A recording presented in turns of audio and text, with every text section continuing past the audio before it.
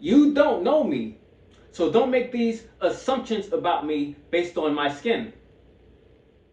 Keep it 100, I be feeling like Campbell soup over white rice, baked chicken with the skin on, yeah. Lowry's with black pepper, I'm fully seasoned with laughter. For those of you who don't know, IKEA is a furniture store, which is pretty important context because, well, you'll see. So this CBS News article reads, Juneteenth menu at Atlanta IKEA angers black employees. The manager at this IKEA created a special menu for customers and employees to honor the perseverance of black Americans and acknowledge the progress that has yet to be made. In an attempt to do this, they created a menu that included items such as fried chicken, watermelon, mac and cheese, and collard greens. Oh boy. So 33 employees decided not to show up for work because they were clearly upset over the menu. So it will surprise no one, but according to the employees, none of the co-workers who sat down to create the menu were black. It wasn't even just the employees who were upset about the menu. Even customers felt insulted by the menu. So before I go to the various issues behind a furniture store selling food, does that make any sense to you? I want to explain why black people are offended by the fried chicken and watermelon stereotype. What? Bro, what are you talking about, man? Bro, I'm out, man. That nigga's tripping. So I know what some of you are thinking. I have a black friend, and my black friend loves fried chicken and watermelon. Well, this stereotype dates back to slavery. Chicken is a relatively cheap source of protein, so slave masters were able to feed large numbers of slaves for relatively little cost. And after slaves were freed, they continued eating chicken, and it became somewhat of a tradition to eat chicken. But the stereotype took on this negative connotation after the film Birth of a Nation, which was created February 8th, 1915, and it was widely regarded as the most racist movie ever made. The film was created in an attempt to paint black people as uneducated savages who were a danger to white women. The film even depicts lynching as a positive thing and the foundation of the KKK and its founders as heroes. There was a scene in the film in particular where white people in blackface portrayed themselves as shiftless black elected officials being extremely rowdy. Some of those legislators were drinking, some had their feet up on desks, and others were ostentatiously eating fried chicken. This scene was meant to instill fear in the minds of white people about what would happen if black people had power. This moment solidified the way white people viewed blacks and their consumption of fried chicken. Typically, fried chicken is consumed by hand, and it was depicted that way in the film, and that was done in a way to make black people seem uncivilized. Watermelon became a racist stereotype for similar reasons, and it's because of the way people ate it.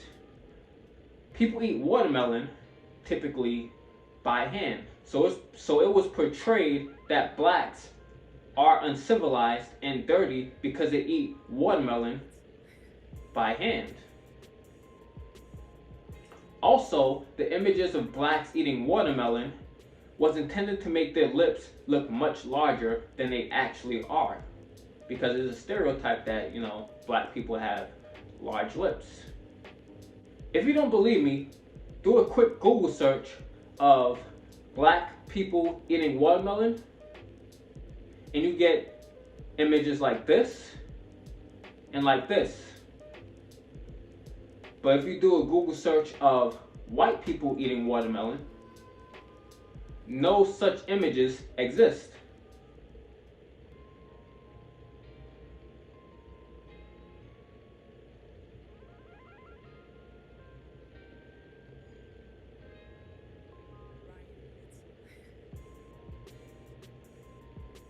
Also, according to government statistics, black people are actually underrepresented when it comes to watermelon consumption.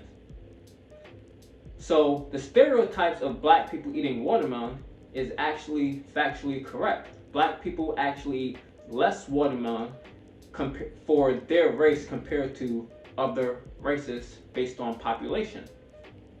So it's an incorrect stereotype as well as a very racist stereotype.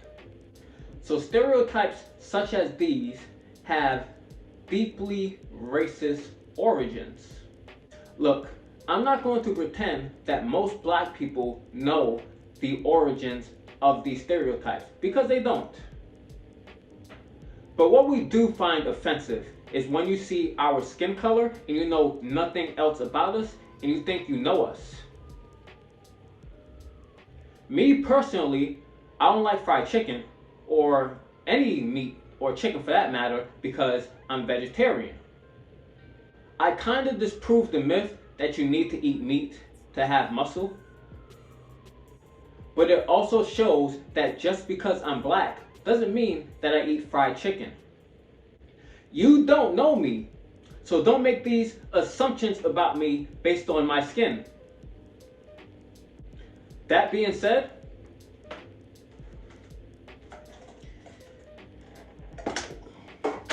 I do love me some watermelon.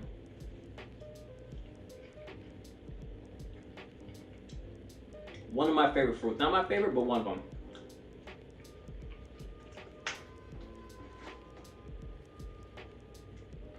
But besides that, who the hell is trying to buy food from a furniture store?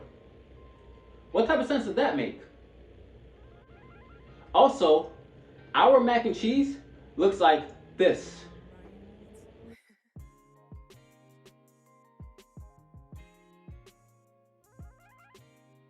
We don't want y'all mac and cheese.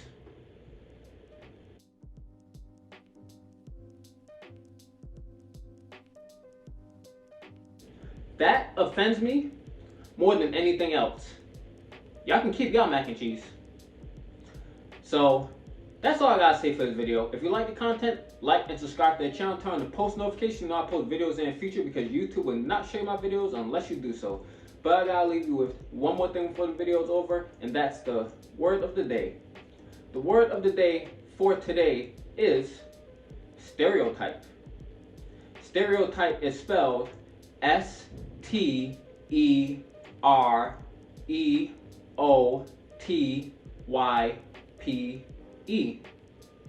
The definition of stereotype is a widely held but fixed and oversimplified image or idea of a particular type of thing or person. So now I will attempt to use stereotype in a sentence. It is not cool to stereotype any group of people because they often have deeply racist origins. Hopefully I use that sentence correctly. So again, if you like content, like and subscribe to the channel, turn on the post notifications, and I'll post videos in the future. Because like I said, YouTube will not show you my videos. Also, I have a Patreon account now. If you would like to donate to my Patreon, anywhere between $3 to $10 would be greatly appreciated. It helps me out massively. It helps me grow the channel a whole lot. I really appreciate the love y'all been showing me recently. Other than that, watch my George Floyd documentary. My George Floyd documentary discusses the system that allowed George Floyd to be murdered, just how much progress we made so far, if any, and how much further we have to go before justice is actually served. So it's my best work. If you liked anything that I've done so far, you'll love that. So it's going to be on the end screen. I really appreciate you watch it. Other than that, I appreciate y'all, man. I appreciate y'all. 100 centers. I'm about to get back to my watermelon. Peace.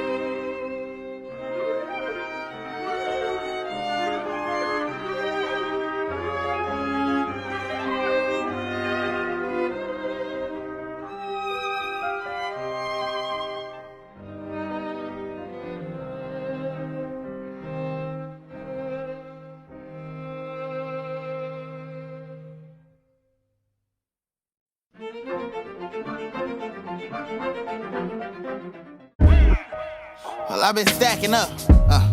Nah, really, that ain't accurate, cause I just spent my whole damn advance in the past couple months just to compensate for times we ain't have enough. Ooh.